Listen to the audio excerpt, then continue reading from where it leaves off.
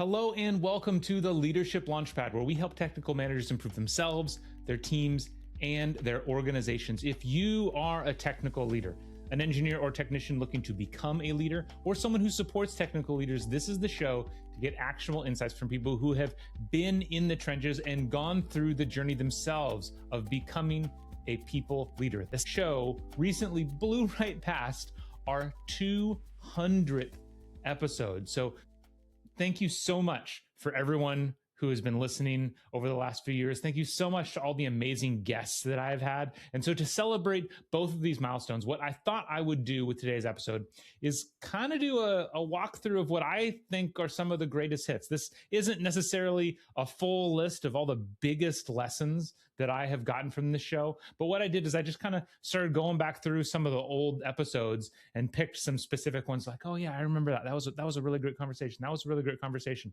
I pulled out some of the things that I learned. So I'm going to go through 10 different episodes and lessons from 10 different episodes over the past 200 episodes. It wasn't easy to pick just 10 because there's so many, but hopefully if you're listening to this, it'll give you some ideas of things you want to go back to. And so the first one I want to bring up is episode 28 with Steph Bertmer. She is the head of learning and development at Pinterest, as she was when we first talked. And we were actually talking way back when this used to be the Making Better podcast. So it wasn't even the Leadership Launchpad, but the particular lessons we talked about were extremely relevant for technical leaders because she talked about leading through change. And the number one most important thing that she brought up that I think is relevant to every single leader out there, especially in hard tech organizations where things are constantly changing, is she really laid down this reminder of people don't know everything that you know. As a leader, it is really easy to forget the extra emails that you get, the extra meetings that you're invited to, the people that you get to talk to. If you have quite a bit of seniority, you've been in an organization before, maybe you just have a lot of innate knowledge that you've gained about the organization because you've been there for so long. And it's important to remember that so many people on your team do not have that information. And so change can blindside them. It can seem like it's come out of left field, even if it seems completely natural to you. And so it really reminds me of this phrase that I always bring up that I learned many years ago that says, managers are not communicated to, they're communicated through. If you are in an organization where things are changing a lot, and I honestly think that's every organization right now, then you need to be extra diligent about being as transparent as possible for your team so that you're just passing as much information as you possibly can. So thank you, Steph, for reminding us that a couple years ago now. The next episode I want to bring up, episode 56, was with a good friend of mine, Megan Galloway. She's the founder of Everleader. What she does is she works with a lot of executive teams. She has a deep history working in startups and bringing about cultural change within these startups. And the thing that she really focused on is when you're trying to work with people, when you're trying to get people through a change, what you need to do is really focus on all of the supporting partners in the organization. And I think really what she was talking about, if I were to use my own words, is kind of centers of gravity. If you find yourself as someone who's kind of in charge of making some kind of cultural shift in the organization, it's really important for you to take a moment and think about who are the centers of gravity, who are the centers of influence around the organization. Maybe these are official leaders, but more often than not, especially in technical organizations, they're the informal leaders. They're the principal engineer, the chief engineer, the people who maybe they don't have that many direct reports, but they're deeply respected by the team. Getting them involved in change initiatives as early as possible, getting their input so that you can get their buy-in is really, really essential if you're trying to make any kind of cultural change, which, if we're being honest, is fundamental to making any serious change in an organization. If an organization is moving too slow, making decisions incorrectly, it's going to come back to culture. And so thinking about who are the centers of influence within your organization is going to help make that really move forward much faster. Okay, let's step forward a little bit. Episode 66. This discussion was with Matt Kuda, who is the president of Voyager Technologies and a former F-15 pilot. Matt Kuda and I actually go way back. We were in the same freshman squadron at the Air Force Academy. So we went through boot camp together, 4-degree year together. We shared some experiences. And so the interesting idea that I loved from Matt that came from his time in the F-15, and he now applies it as the leader of Voyager Technologies, is this idea that if you really want to be max performing the aircraft, you have to accept that every now and then you're going to over G the jet. Now, I'm a pilot, so I know exactly what he's saying. To break this down a little bit, is any aircraft out there is going to have G limits, how hard, how many G forces, how many forces of gravity it can sustain, right? And so when you pull back on the stick, it really pushes the airframe, and depending on lots of factors, there's a certain limit that it can take. Maybe it's 6 Gs, maybe it's 9 Gs, and that might have to do with the types of weapons that you're carrying on the plane. It might have to do with the airframe itself. Often it's the limits of the human body these days. And so you're taught as a pilot, obviously, to stay within these limits because you don't want to be bending the aircraft or damaging things. But if your whole job is to win the fight, and always be pushing the envelope of max performing the aircraft, then every now and then it's going to happen. Every now and then it's going to slip too far. And so as a leader, if people are always doing it, that's going to be a problem. If you have a pilot that's always just like, oh, sorry, I just blew past the limits. Like, that's not good. It needs to have weight to it. But if you want people to be max performing, then every now and then they're going to be doing that. How does that apply in the corporate world, where every now and then people might lose their temper? Every now and then people might feel burnt out. Every now and then people might forget to check something. And that's okay every now and then. If you really are pushing people to the limit and want people to be pushing themselves to the limit, the fact is sometimes they're going to drop something. And so you as a leader need to be keeping that in mind. It's not about every time somebody drops something, you come down with a hammer. It's also not about ignoring it, but it's about keeping an eye on it and accepting the fact that, hey, it actually goes back really well, maps really well to how Elon Musk talks about, removing things from a design. He's always talking about deleting parts and simplifying parts. And his rule is, if you are not adding back in 10% of what you removed, then you're not removing enough, right? So it's this same kind of idea of like, sometimes you're going to make a mistake, and that means you're pushing the envelope. So I think that's great advice for any leader.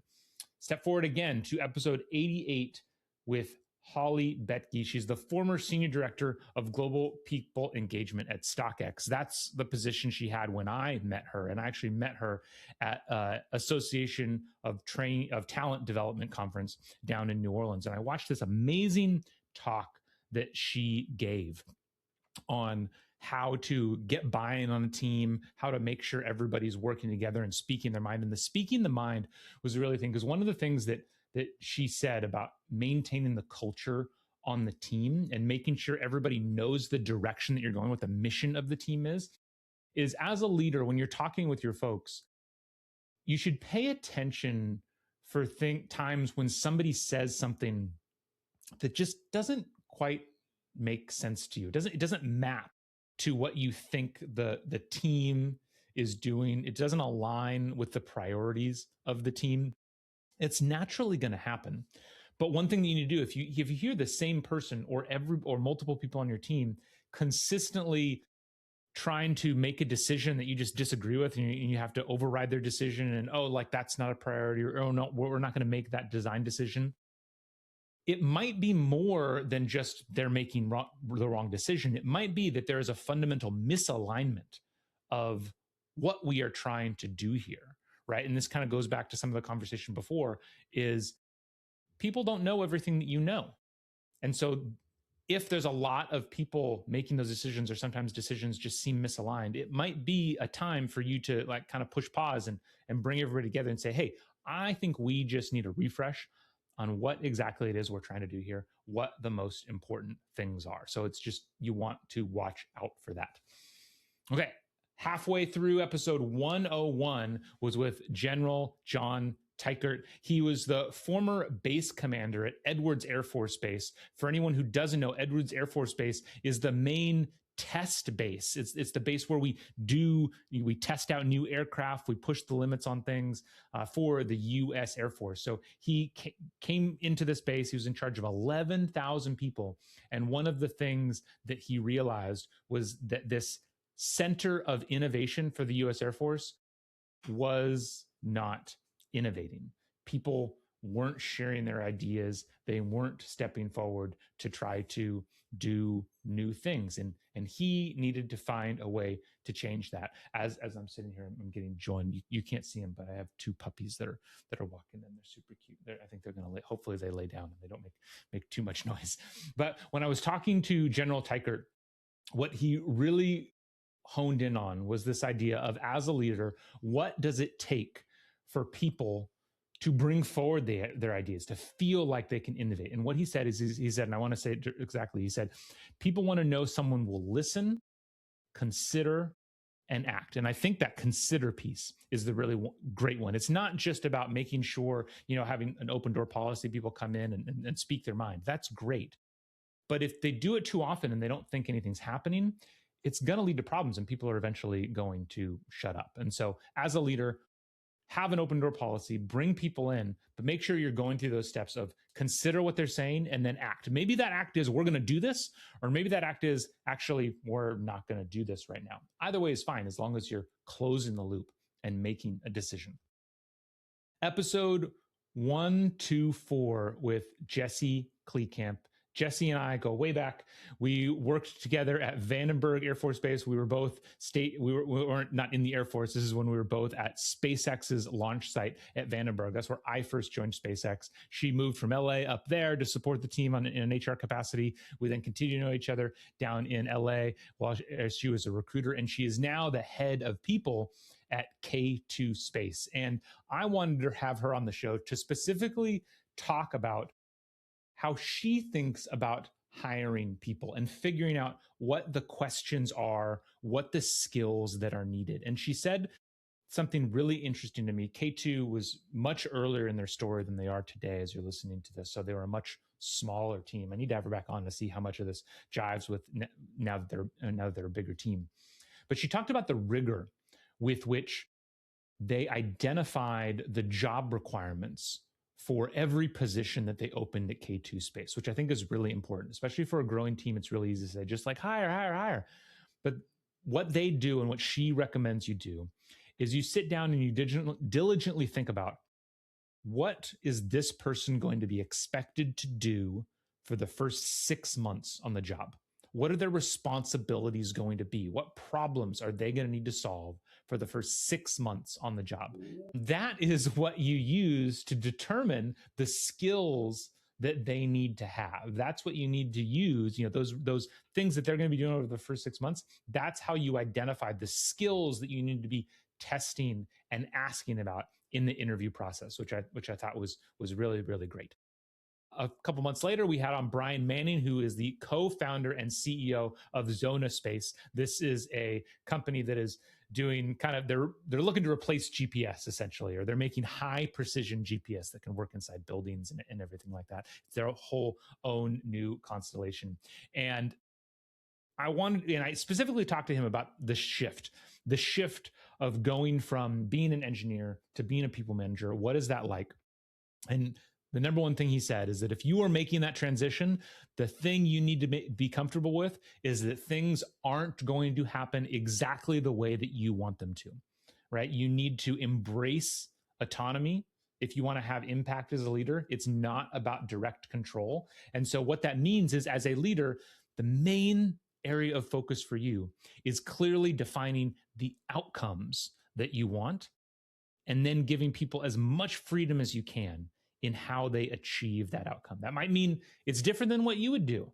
Sometimes that might be bad. Sometimes that might mean the process takes longer, but sometimes it might be good. Sometimes that's how you get to some new innovative process, which I couldn't agree with him more. And that is one of the first things you need to do as a new people leader.